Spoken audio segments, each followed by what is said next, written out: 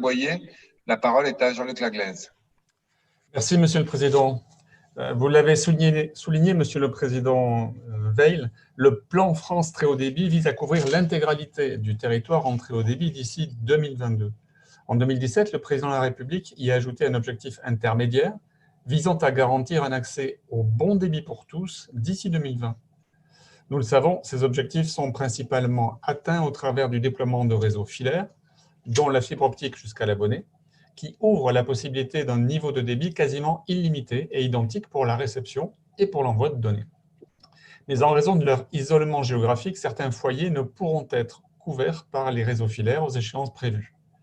C'est pourquoi, en complément de ces raccordements filaires, plusieurs opérateurs locaux et nationaux, dont SFR, proposent des offres labellisées cohésion numérique pour permettre à ces foyers un accès au bon débit via d'autres technologies dont les satellites font partie.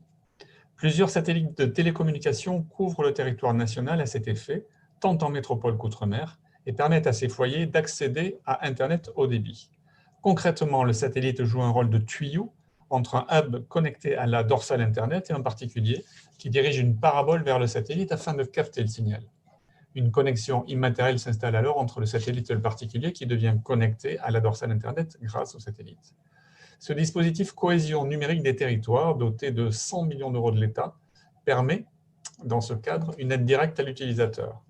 L'État, via les fournisseurs d'accès à Internet, subventionne ainsi jusqu'à 150 € du coût d'équipement, d'installation ou de mise en service de ces offres labellisées cohésion numérique, directement sur la facture des utilisateurs. Dans ce contexte, mes questions sont les suivantes. Comment jugez-vous ce dispositif cohésion numérique ?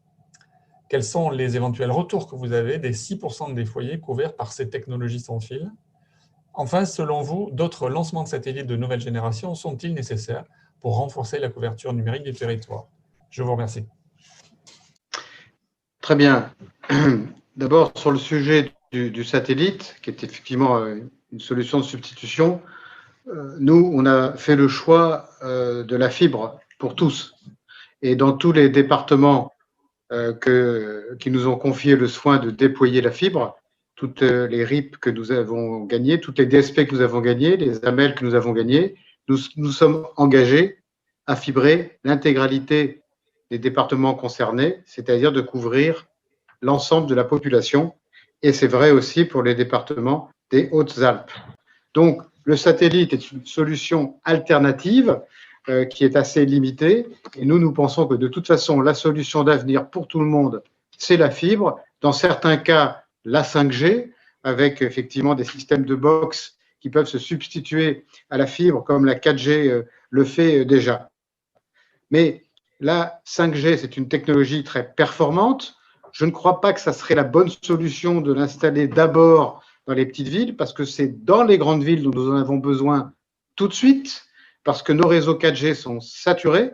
Et donc, ça me paraît quand même plus logique de déployer d'abord la 4G qui tiendra le coup pendant un moment dans les villes plus petites et les plus petites villes, voire les zones rurales, avant que, effectivement, là aussi, il faille lui substituer la 5G, parce que les réseaux seront, y compris dans les zones rurales, finalement saturés, parce que les demandes de débit vont être exponentielles avec tous les services qui vont exister et qui vont être lancés dans les années qui viennent.